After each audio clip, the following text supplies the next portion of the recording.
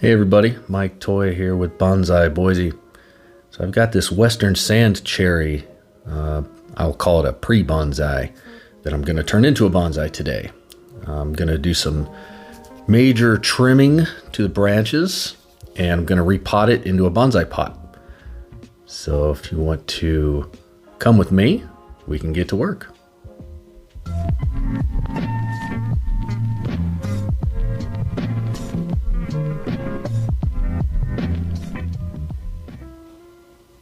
Okay, so I got this Western Sand Cherry in, I believe it was 2018, and I repotted it, trimmed it up. I can't remember what all I did, but I know I repotted it into this plastic training pot, and I actually thought it was dead. It took months for it to really show any signs of life, and I kind of left it for dead, and then one day I just noticed, months later that, oh, it is sprouting some leaves. So that's its backstory. So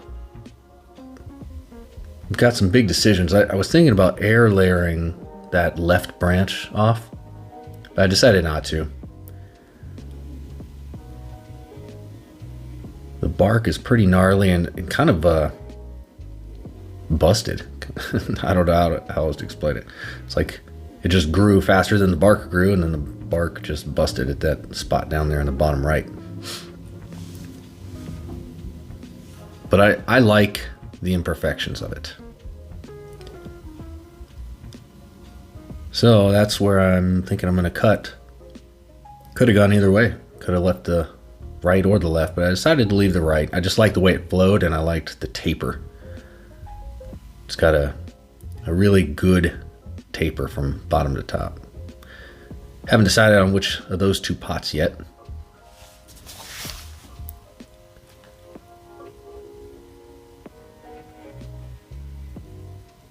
So here goes.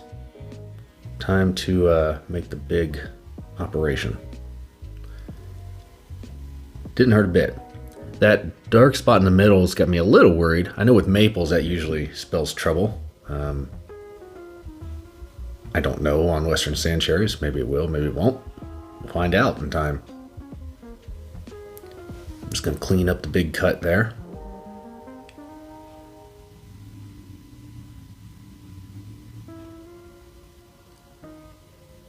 So yeah, this being 2022, it's been in this training pot now for about 4 years.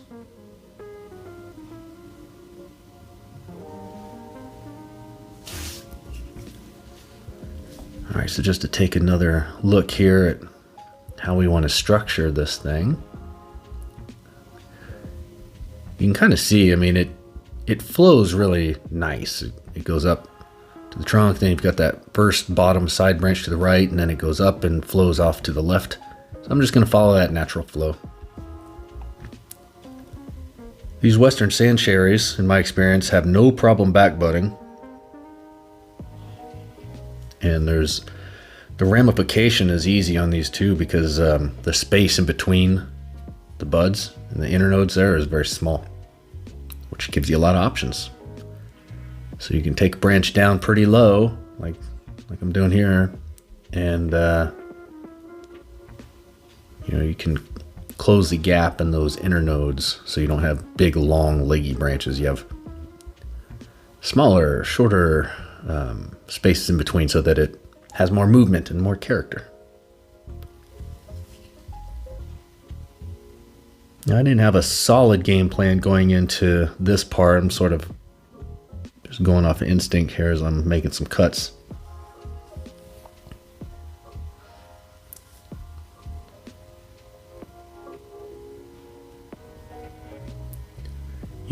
I've never seen any other videos on YouTube about Western Sand Cherry as bonsai, but I love them. This is my second one. The first one, what did happen to that? I'm trying to think now. I think it died of the year that I had aphids, I think is what got it, if I remember correctly. But anyways, this was the second one. And yeah, they're fun. They're very pretty. Like most cherry trees, they have that sort of skinny oval shaped leaf. In the springtime, it produces some really nice little white flowers, like cherry trees do. This has yet to ever produce actual cherries. I think it has to mature a bit for that to happen, and you know, here I go hacking away at it every few years. It doesn't have a chance to mature, but I'm hoping that someday it will. I'm just taking some of these branches back a little bit to sort of guide the movement. And if you've watched any bonsai videos on trimming bonsai, you'll know kind of what I'm doing here is I'm looking at the bud right below where I'm making the cut. So I want to pick a bud that is facing in the direction that I want the branch to grow. So if I want the branch to grow off to the right, I'm going to cut right above a bud that is facing right. And then the branch will go that direction.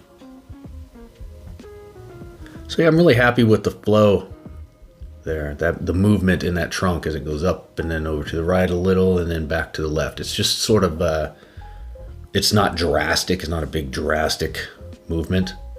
It's just subtle and elegant, I guess. So I had a real hard time making up my mind which of these two pots. Neither of these pots are all that fancy. They're just what I had on hand at the time, and you know, one being rectangle and dark blue and the other being oval shaped and kind of a green. I really liked the shape of that oval one, but I like the color of the blue one. And I think with the white flowers it produces in spring, it's going to end up looking best in the blue one. So that's the one I chose. So remember those indents there in that plastic tray. Check that out. It just grew right into it. I got a kick out of that. But you can see there's lots of roots, so very healthy root system. So I'm just gonna start to rake this out a little bit, and then it took me about a minute to realize, wait, I'm doing this the hard way. The majority of that root ball is coming off anyway, so let's not bother raking it all out. Let's just reduce it down close to the size it's gonna be, and then we'll start the long process of raking it out from there. So that's what I did. So I'm reducing at least half of the root mass there. Now it had a real heavy lean before, and I'm still gonna have some lean on it, but not as much. So what that means is I've gotta cut some of the roots and reshape the tilt of it a little bit. So the back part of that root ball there, I'm gonna have to shave a lot off of the top. And then the front part of the root ball, I'm gonna have to shave some off of the bottom, which will just basically adjust its tilt so that it is not leaning back quite as drastically. It's leaning, well, it's still leaning, but just not as drastically. I like a little lean in my bonsai trees. I think it gives them character. I mean, I can appreciate the longer, straighter trunks as well, and I've got some of those, but most of the time I'd say I put a little lean on my tree. So I raked it out quite a bit, went and rinsed it off real good. I saved you the boring process of watching that because it's the very non-sexy part of bonsai. It's very dirty. So I'm just starting to fit it into its pot now, seeing where I need to make some trims, and then I decided not to wire it in. It's got a lot of roots there, and I think it won't take long for it to grab hold. I try not to wire them if I can get away with it.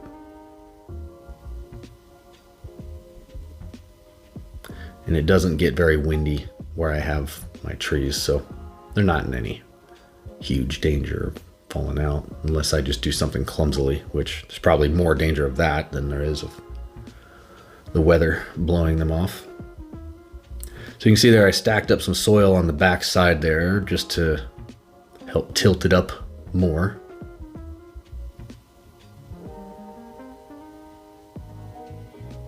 Getting rid of some of the roots that are wanting to poke out.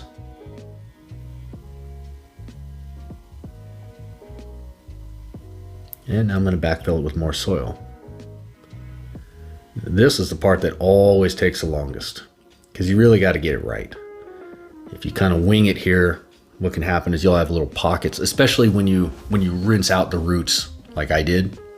And if you just cut the root ball down and it's still just one big clump of a root ball, it's not so bad. Then you just, fill in the gaps around it.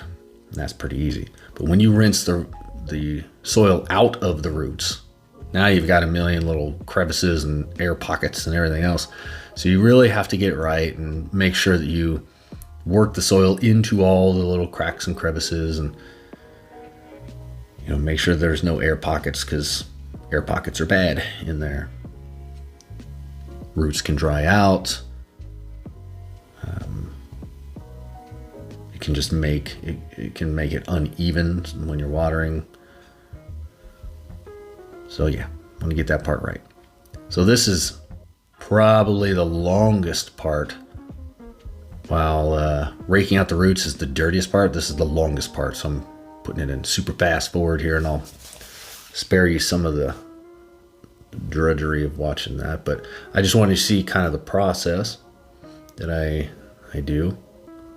I get it in there. I work it in with a chopstick and with my fingers, and I sort of tap at it and shake it, and sometimes I'll grab the base of it and just shake it a little, and it kind of shakes it into the spots. So now I'm going to give it a good thorough watering.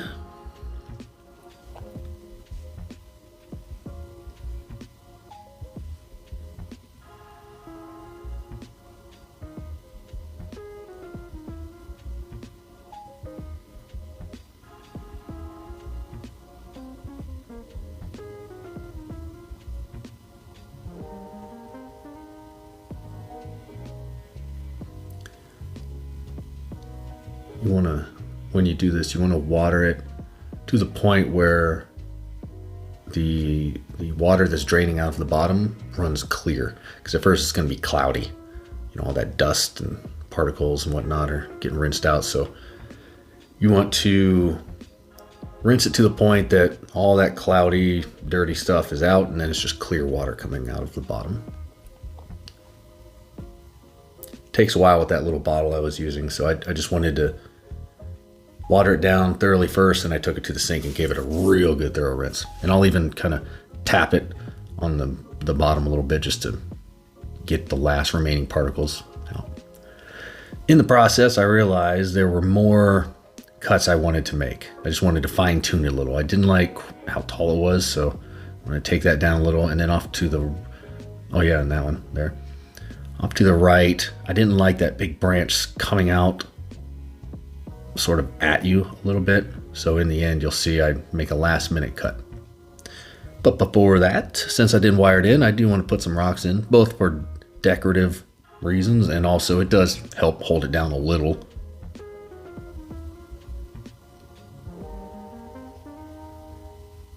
So I just bought one of those little $5 decorative rock things at a gardening store. So yeah, with this dark blue colored pot and a mix of white and red and some light green rocks in there, I think once it leaves out, and if I'm fortunate enough to get flowers, I think it'll look real nice.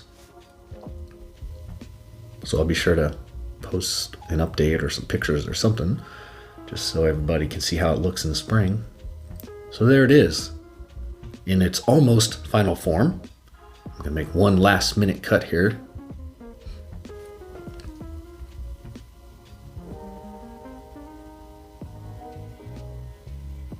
I think it turned out really nice.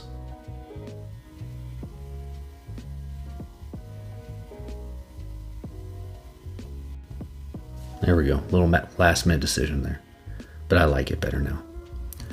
Thanks for watching, everybody. Please like and subscribe if you liked it, and subscribe so you can see updates on this and others.